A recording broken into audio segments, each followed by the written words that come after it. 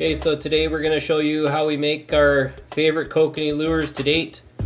Last year, orange is starting to come close to first place. Orange and purple were working really well for us. But in the past, this is what we've done. These are the lures that we love to use the most. We do love trying other lures, but just to show you guys the Hoochies that we've been using. Over the years, we've been using these pink P-line Hoochies, and they come in a pack of 8. These are UV glow. We have our Max Smiley blades. They come in the moon jelly color. That's my favorite color so far, although again, the orange is definitely coming close to first place. And we have my favorite hooks here. I use these for everything, trout, kokanee, everything. They are size 1, the Gamakatsu octopus hooks. They work great. Get a great big pack off of the internet there, and we're good to go.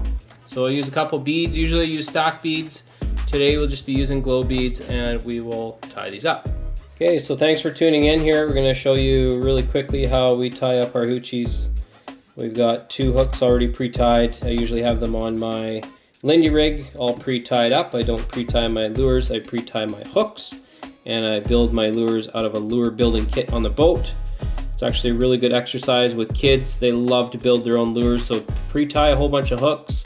Have a little box full of stuff that the kids can pick their own type of Hoochie or own types of beads or spinners, and they can build their own kokanee rigs. They can make their own kokanee lure and catch a fish on something that they built. Lots of fun. Always great to have kids doing it on the boat themselves. They feel, engaged, and they are catching fish off of something that they have built. So give that a go. Pre-tie all your hooks. Let your kids tie their own hook. Let them catch the kokanee of a lifetime on a lure that they built. Make a memory with your kids that they will want to go fishing again with you, and this will definitely be something very valuable down the road in the future.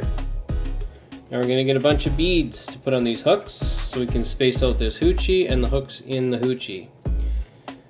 I've been using about 6 or 7 beads, so we're going to put a whole bunch of beads and slide them all the way down to the hook. These are glow beads.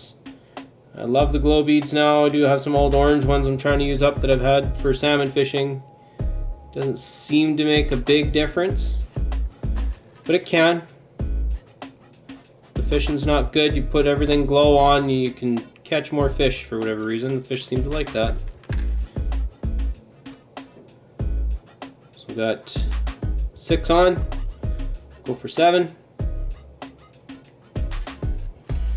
Slide my beads down to my hooks. I'll show you here. This Hoochie, when we put this on, it should line right up with those beads, and the beads act as a spacer. It's going to bring this last hook right to the back, right where I want it. I want that eye of the hook basically touching the tentacles. That's the way I like mine. We're trying to catch one fish here, but we're also trying to get them when they short strike. They're grabbing the tail end here. You have a little piece of corn on your last hook, and they use that as a focal point, and they short strike and hit the corn, not the Hoochie.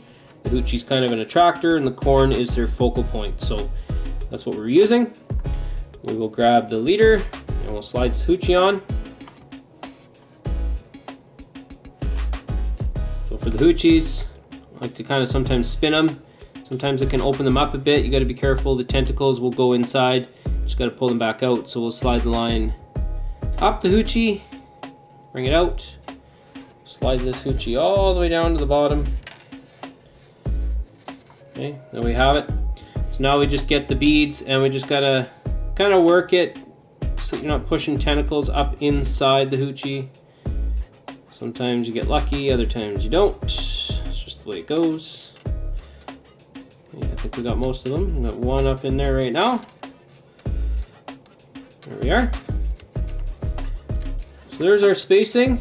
That's pretty good for me. We got this hook. The eye of the Hoochie is just, or the eye of the hook, sorry, is just basically right up inside the Hoochie. And now we're going to put another bead on for our Max Smiley blade, or any spinner that you choose. And then I like to use Max Smiley blades. This year I'm going to be trying some other blades out and doing some reviews and some reports on them. I think they're going to work just as good as the Smiley blades. So there you have it. Hooks, beads, Hoochie, bead, and a max smiley blade or any type of blade that you choose. So there's your setup to catch kokanee. You should get out there, get some of this stuff here, build your own lures. It's great. It's always fun to catch fish on lures that you built yourself. And a lot of these great fishing companies out there have created component packs. So you can buy all this stuff in component packs and actually build your lures for a lot cheaper.